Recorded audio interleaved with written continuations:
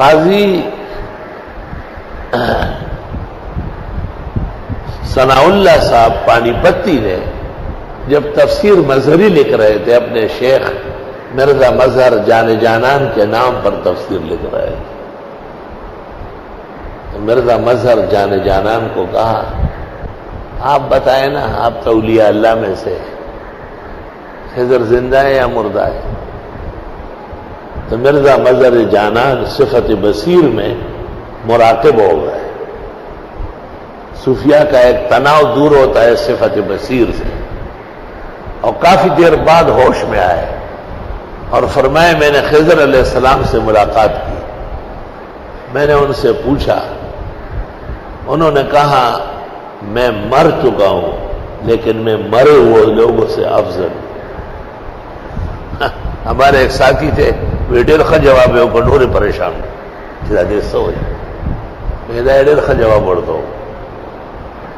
مطلب یہ کہ دنیاوی موت اگر آئی بھی ہے تو حق تعالی جل وعلا نے ان کو ایسی زندگی اور ضرورت حیات کی عطا فرمائی کہ گاہ بگاہ دکھائی دیتے ہیں۔ اس سلسلے میں چند واقعات مجھ پر گزرے ہیں، وہ آپ کو سنانا چاہتا ہوں۔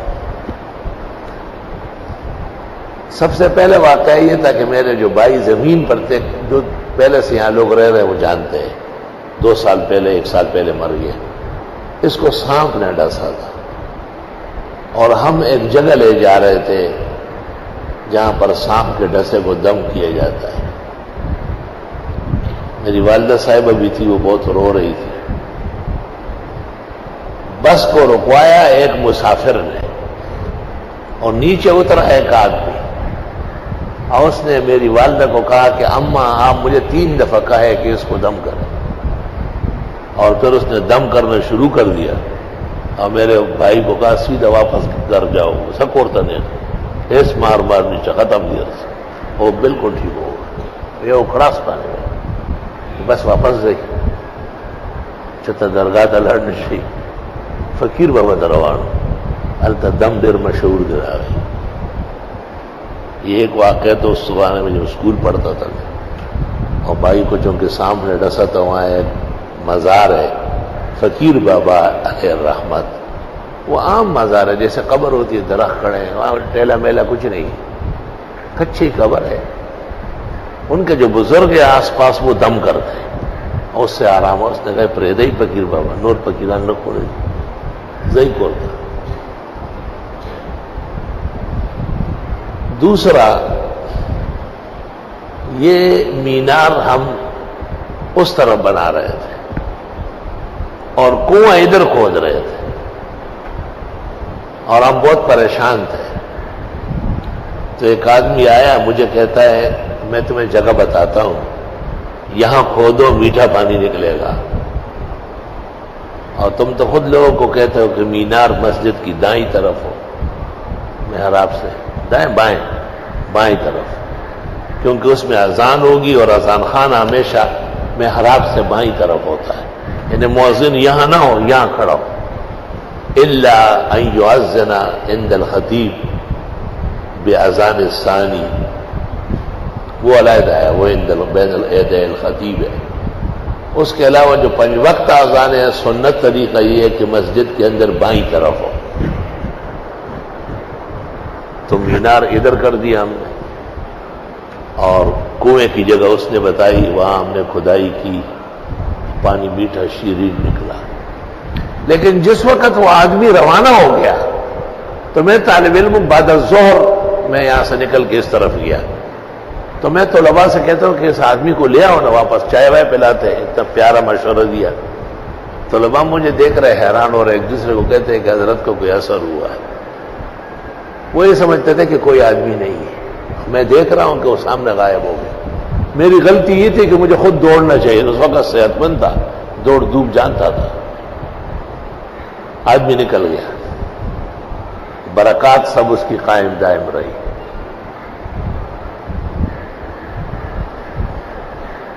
ایک جگہ میں امام تھا، وہاں یہ زرگر برادری آباد ہے. ان کے کچھ لڑکے میرے پاس آئے کہ ہمارے والد صاحب کو 14 سال ہو گئے جو لیٹے ہوئے، پیشاب پاخانہ وہی کرتا ہے. پورے گھر میں انسانی غلاظت کی ایک تعفن ہے، اور میری والدہ تقریباً دیوانی ہو گئی خدمت کر کے.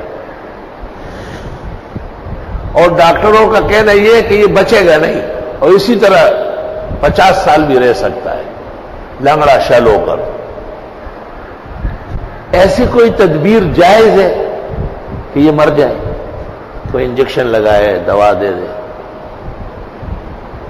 میں رابعہ یا خامسہ بنوری ٹاؤن پڑھتا تھا اور بڑا حیران ہوا کہ ایسا فتویٰ بھی لوگ مانگ سکتے کہ باپ کو خود مارے اگرچہ بیمار ہے. میں نے کہا یہ میرا کام نہیں، میں تو استاد سے پوچھوں گا، وہاں جا کے بنوری ٹاؤن سے پتہ کروں گا. تو میری ایک عادت ہے کہ کچھ اور باتیں بھی کر لیتا ہوں. میں نے کہا کاش کہ کوئی دنیا میں قابل عامل ہوتا، اس کا کام تھا اس کو اٹھانا. جب علاج معالجہ کام نہ کرے تو عملیات کام دکھاتی ہے، لیکن افسوس کہ عاملین میں انسان کا بچہ نہیں ہے اور سارے الو کے پٹھے. اس طرح کوئی دو چار برا بلا کہا. میں اس لڑکے سے بات کر رہا ہوں اور ایک مہمان آیا اور سامنے وضو خانے میں اس مسجد میں بیٹھ گیا اور وضو نہیں کر رہا ہے، مجھے دیکھ رہا ہے. جب وہ لڑکا نکل گیا تو وہ وضو کر کے میرے پاس آئے سے ہاتھ جھاڑتے ہوئے. مجھے کہتے ہیں کیا ہو گیا، بہت ناراض ہو؟ سارے حامل تو ایک جیسے نہیں، کوئی اچھا والا بھی ہوگا. میں نے کہا کبھی دیکھا نہیں، دیکھوں گا تو معافی مانگوں گا، آئندہ ایسا کہوں گا ہی نہیں. اس لڑکے نے کیا کہا؟ میں نے تقریر کی، گھر معلوم ہے. میں نے کہا چند باتوں کی پابندی کر سکیں گے؟ میں نے کہا بالکل، جو آپ کہیں گے کروں گا. کا پہلی بات یہ ہے کہ اس گھر میں جب جائیں گے، جب تک میں بیٹھوں گا اس وقت تک نہ کوئی چلے گا قدم لے گا، نہ کھانا پینا، نہ شربت، نہ چائے، نہ اس کا کوئی تذکرہ ہوگا. میں نے کہا میں ان کو پابند کر لوں گا کہ جب تک یہ مہمان آپ کے والد کو دم کر رہا ہے، خبردار کے کھانے پینے کا یا کوئی فرد آیا اور گیا. دوسری بات یہ کہ تم میرا نام پتہ نہیں پوچھو گے، مجھے کہہ رہے ہیں. تیسرا یہ کہ آپ وہاں بیٹھے رہیں گے، جب میں حدود سے نکل جاؤں گا تو آپ اٹھیں. تو مجھے کہا کوئی بے ادبی تو نہیں ہوئی، ان میں کوئی خلاف شرع بات ہے؟ میں نے کہا نہیں. تو قرآن شریف لے آیا، مجھے کہا اس پہ ہاتھ رکھ کے کہا ہے. جب قرآن شریف لے آیا نا تو میں نے پیشانی پیٹی. میں نے کہا سوک صاحب اقتدار بلاو شاید دیکھو پورا طاقت ہے وہ سر دیکھو پوئی دے رہا ٹول کار دے اس کا ہی اور زی اتڑا لگ بالکل اس قرآن پہ ہاتھ رکھے. میں نے ہاتھ رکھا. کائے کے لیے ہاتھ رکھا ہے؟ میں نے کہا جب تک آپ وہاں تشریف فرما ہوں گے تو نہ کوئی کھانا پینا آئے گا، نہ کوئی چائے شربت کا پوچھے گا، نہ کوئی فرد بشر آئے گا، کوئی قدم نہیں لے گا. دوسرا یہ کہ میں آپ کے نام پتہ نہیں پوچھوں گا. اور تیسرا یہ کہ جب تک آپ غائب نہ ہوئے ہو میں اٹھوں گا نہیں وہاں. پھر مجھ سے پوچھتے بے ادبی تو نہیں، آپ خفا تو نہیں ہوئے؟ یہ تو آپ کو عجائب دکھانے کے لیے ہو رہا ہے. مجھے کہ چلے؟ چلے. قریب جگہ تھی، 5-10 منٹ میں ہم وہاں پہنچ گئے. اس کے بیٹوں کو بلایا باہر. میں نے کہا اور کون کون ہے گھر میں؟ کہا امی ہے. میں نے کہا سب بات سنو میری. یہ ساری باتیں ان کو ایک ایک کر کے بتائی اور ہم اندر داخل ہو گئے. جب اندر داخل ہوئے تو وہ ایسے پنجوں پہ ہو گیا اور اس کو کہتے ہیں یہ کونا توڑو، یہ کونا توڑو. ہر کونے سے کمبل نکلتا ہے، اس میں سڑا ہوا گندا گوشت کا پھینکو باہر. اور جب میں نہیں دیکھتا ہوں تو میری طرف دیکھتا ہے ایسا. اور وہ شل جو پڑا ہوا تھا اس کو کہتے ہیں اٹھو اٹھو. 14 سال سے پڑا ہوا تھا. وہ اٹھا, کہا دیوار پکڑو, دیوار کے ساتھ ساتھ چلو. اٹھ گیا. جب دیوار ختم ہو گیا کہ خود چلو, روانہ ہو گیا. اس کے بیٹے کو کہا تولیہ, صابن, جوڑا لے جاؤ, کپڑا, مسجد میں نہلا کے اور 2 رکعت پڑھوا کے حضرت کی مسجد میں وہ یہاں لے آؤ. وہ چلا گیا. میں بیٹھا ہوا ہوں, یہ بھی بیٹھا ہے. 15-20 منٹ میں واپس آ گئے. مجھے کہتے ہیں کوئی طاقتور خیر کا عامل نظر آیا؟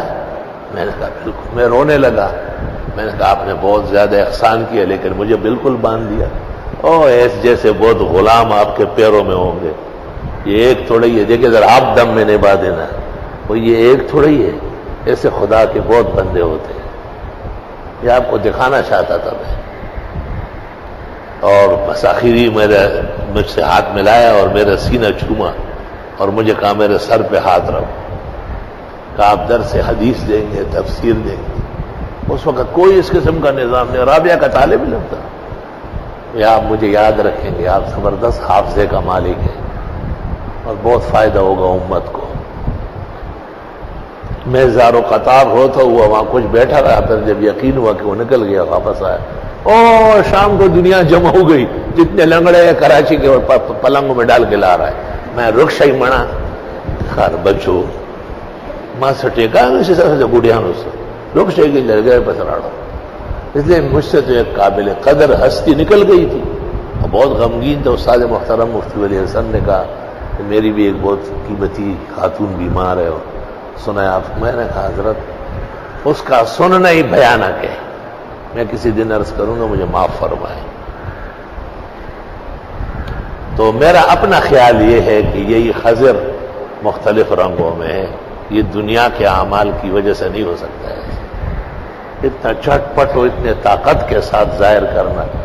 اللہ رب العالمین نے حضرت خضر کو ایسے تکوینیات کے خزائن دیے ہیں. اور ایک واقعہ اور ہے. ان دنوں میں میری ترجیح موت خضر کو ہو گئی تھی اور باقاعدہ درس کے بعد مجھ سے لڑنے آیا.